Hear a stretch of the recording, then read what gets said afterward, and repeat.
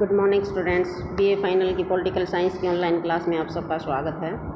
आज का हमारा टॉपिक है भारत का संयुक्त राष्ट्र सुरक्षा परिषद की स्थायी सदस्यता के लिए दावा। ये हमारा आज का सिलेबस जो है, लास्ट क्वेश्चन है सिलेबस का। आज हमारा सिलेबस ख़त्म हो जाएगा। इसके बाद अगर किसी स्टूडेंट्स को किसी भी टॉपिक में कोई दिक्कत है तो आप पर्सनल व्हाट्सएप नंबर पर वो टॉपिक लिख कर भेज दें, मैं दोबारा उस पर आपसे डिस्कस कर लूँगी। अन्यथा आज आपका सिलेबस जो है कंप्लीट हो गया।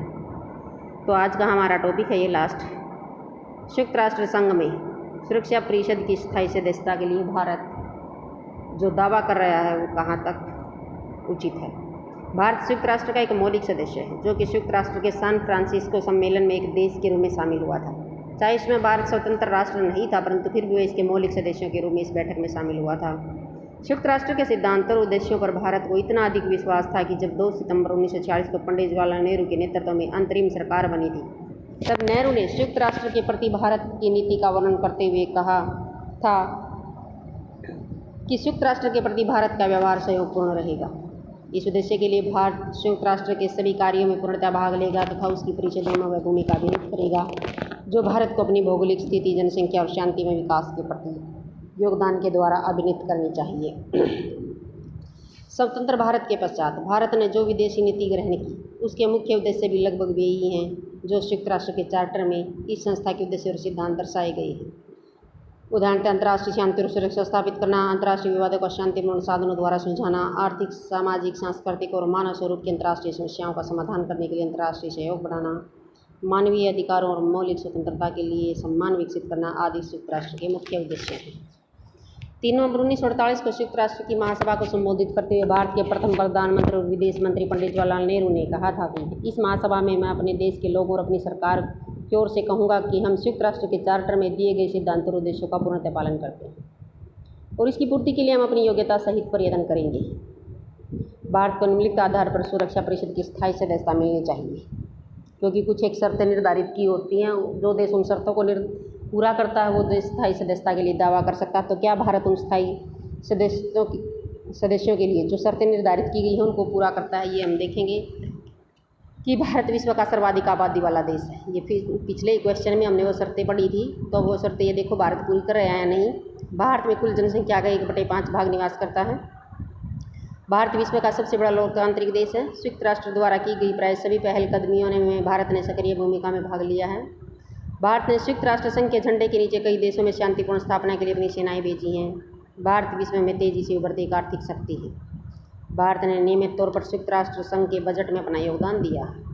भारत ने संयुक्त राष्ट्र के सभी अंगों में दी गई अपनी भूमिका को प्रभावशाली ढंग से निभाया है। भारत विश्व में एक जिम्मेवार परमाणु शक्ति है।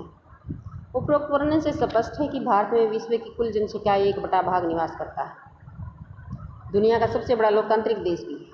भारत दुनिया का सबसे प्राचीन सांस्कृतिक विरासत में बंधा हुआ है। भारत विश्व की गिनी चुनी तकनीकी शक्ति है। सूचना एवं संचार महाशक्ति के रूप में वह बड़ी तेजी से उभरा है। आर्थिक दृष्टि से भी भारत महान संभावनाओं वाला देश है। भारत की जिम्मेदार, परिपक्व और विवेकवान परमाणु शक्ति है।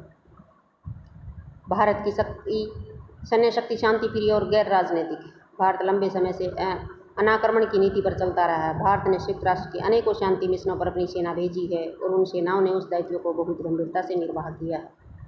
इसलिए पिछले लगभग 1.5 दशक से जब से संयुक्त राष्ट्र की पुनर्संरचना की चर्चा आरंभ हुई है, तो इस पुनर्संरचना में हम भारत की संयुक्त राष्ट्र संघ की सुरक्षा परिषद में दावेदारी को आंखों से ओझल नहीं कर सकते। भारत ने समय समय पर इस पुनर्संरचित व्यवस्था में अपनी महत्वपूर्ण दावेदारी को प्रस्तुत किया है, जिनका आज हम वर्णन करेंगे।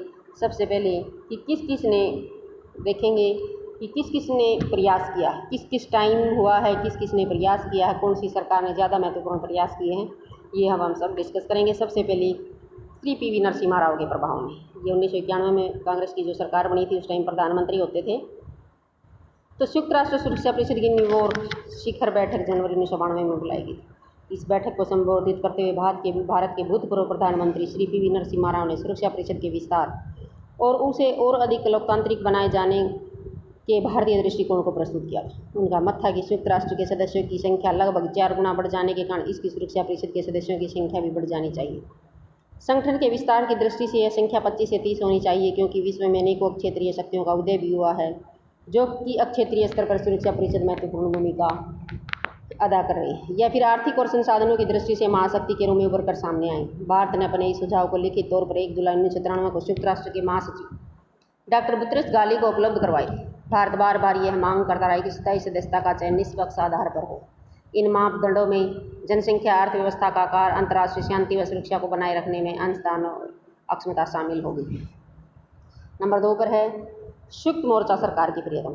जून 1996 में भारत में 13 क्षेत्रीय दल और कांग्रेस के भारी सहयोग से संयुक्त मोर्चा सरकार का गठन हुआ था और इस सरकार ने भी संयुक्त राष्ट्र को अधिक लोकतांत्रिक बनाने और राष्ट्रीय सुरक्षा परिषद में भारत सहित विश्व की अन्य क्षेत्रीय और आर्थिक शक्तियों को स्थायी सदस्यता देने की मांग उठाई थी। संयुक्त राष्ट्र के 50वें अधिवेशन के द्वारा इसमें सुधार और पुनर्संरचना के व्यापक विषय पर एक उच्च स्तरीय दल का गठन किया गया था। भारत और न्यूजीलैंड इसके सह अध्यक्ष थे। इस खुले कार्य दल को यह निर्देश दिया गया कि वह अपना कार्य जारी रखते हुए तथा इस दल ने सितंबर 1996 में महासभा के समक्ष अपनी सिफारिशों में संयुक्त राष्ट्र सुरक्षा परिषद को लोकतांत्रिक बनाने और इसे जवाबदेही बनाने वाली संबंधी विचार प्रस्तुत किए थे। अप्रैल 1997 में सुरक्षा परिषद के विस्तार के संबंध में गुटनिरपेक्ष देशों के विदेश मंत्रियों का यह निर्णय लिया गया कि किसी भी ऐसे पक्षपातपूर्ण विस्तार को स्वीकार नहीं किया जाएगा जिसमें विकासशील राष्ट्रों की उपेक्षा की गई हो। थर्ड, हमारा वाजपेयी सरकार के प्रयत्न। मार्च 1998 में श्री अटल बिहारी वाजपेयी के नेतृत्व में कई दलों का एक साझा सरकार का गठन हुआ। जब सरकार ने भारत को अंतर्राष्ट्रीय स्तर पर एक आर्थिक और सैनिक महाशक्ति के रूप में स्थापित करने की घोषणा अपने साझे कार्यक्रम में की थी, अपनी सरकार के गठन के 2 माह के भीतर भारत ने मई 1998 में 5 परमाणु परीक्षण करके स्वयं को 6 परमाणु शक्ति घोषित कर लिया था।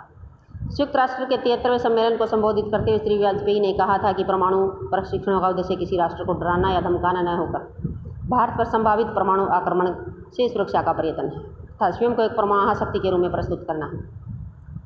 श्री वाजपेयी जी का मत था कि विश्व का 7वां सबसे बड़ा राष्ट्र होने के कारण, दुनिया की दूसरी सबसे बड़ी अधिक जनसंख्या वाला राष्ट्र होने के कारण, विश्व का सबसे बड़ा लोकतंत्र होने के कारण अंतर्राष्ट्रीय राजनीति में उसकी भूमिका काफ़ी कम है।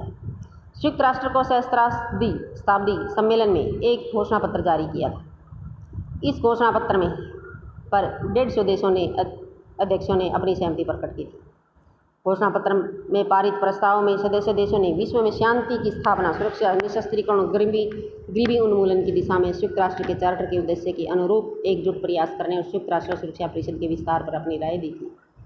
संयुक्त राष्ट्र के इस सहस्त्राब्दी सम्मेलन में घोषणा के मसौदे को तैयार करने में भारत ने महत्वपूर्ण भूमिका अदा की थी। इस तरह 11 सितंबर 2001 की आतंकवादी घटना का भारत ने जहां विरोध किया, वहीं सुरक्षा परिषद से आतंकवाद के विरोध एक जोरदार अभियान चलाने का आह्वान भी किया था। इस दौरान भारत ने एक सुझाव 20,000 सदस्यों वाली विश्व सरकार के गठन का भी दिया था। इस तरह श्री वाजपेयी के काल में भारत को संयुक्त राष्ट्र की सुरक्षा परिषद सहित अन्य सदस्य संस्थाओं में भी महत्वपूर्ण योगदान देने की बात रखी थी। नेक्स्ट, हमारा संयुक्त प्रगतिशील गठबंधन की सरकार के प्रयास। मई 2004 एवं मई 2009 में संयुक्त प्रगतिशील गठबंधन की सरकार का गठन हुआ था, जिसमें हमारे डॉक्टर मनमोहन सिंह प्रधानमंत्री बने थे। इस सरकार ने अपने न्यूनतम साझा कार्यक्रम में भारत को संयुक्त राष्ट्र सुरक्षा परिषद में स्थायी सदस्यता दिलवाने और इस दिशा में प्रयास जारी रखने की घोषणा की थी। इस दिशा में इस गठबंधन सरकार ने सुरक्षा परिषद की स्थायी सदस्यता के 3 अन्य दावेदारों जापान, जर्मनी और ब्राज़ील के साथ मिलकर समूह 4 का निर्माण किया था। यह समूह मिलकर संयुक्त राष्ट्र की स्थायी सदस्यता के लिए प्रयत्न करेगा। इसके लिए समूह ने विश्व जनमत को प्रभावित करने का विचार प्रस्तुत किया। दिसंबर 2004 में संयुक्त राष्ट्र के महासचिव कोफी अन्नान द्वारा गठित दल सुरक्षा परिषद के विस्तार की सिफारिश की थी, परंतु इसके लिए कुछ शर्तें भी निर्धारित की थी।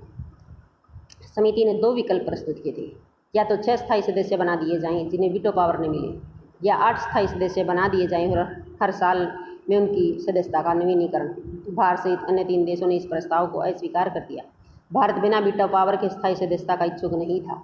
अप्रैल 2005 में संयुक्त राष्ट्र के महासचिव कोफी अन्नान ने भारत की यात्रा की थी और कहा था कि भारत वीटो पर अधिक उम्मीदें ना पाले। यद्यपि समूह 4 के अन्य देश वीटो रहित सुरक्षा परिषद की स्थायी सदस्यता पर सहमत होते दिखे, परंतु भारत ने इस दिशा में अपने पुराने रुख को प्राथमिकता दी थी। इसलिए भारत ने विश्व के सभी 4 देशों के सहयोग की अपील की। 8 नवंबर 2010 को अमेरिकी राष्ट्रपति बराक हुसैन ओबामा ने भारतीय संसद को संबोधित करते हुए संयुक्त राष्ट्र में सुरक्षा परिषद की स्थायी सदस्यता के लिए भारत का समर्थन करने की घोषणा करके भारत की मांग को उचित बताया था। उनकी इसी घोषणा से भारत पक्ष को सुदृढ़ता प्रदान हुई। नेक्स्ट है लास्ट हमारा राष्ट्रीय जनतांत्रिक गठबंधन सरकार के उपाय, जो हमारी फिलहाल चल रही है 2014 और 19 की डॉक्टर मनमोहन के नेतृत्व में। मई 2014 में भारत श्री नरेंद्र मोदी के नेतृत्व में राष्ट्रीय जनतांत्रिक गठबंधन का निर्माण हुआ। श्री नरेंद्र मोदी ने संयुक्त राष्ट्र सुरक्षा परिषद में भारत की स्थायी सदस्यता के अभियान को जारी रखा। उन्होंने समय समय पर सभी अंतर्राष्ट्रीय मंचों पर इस प्रश्न को उठाया।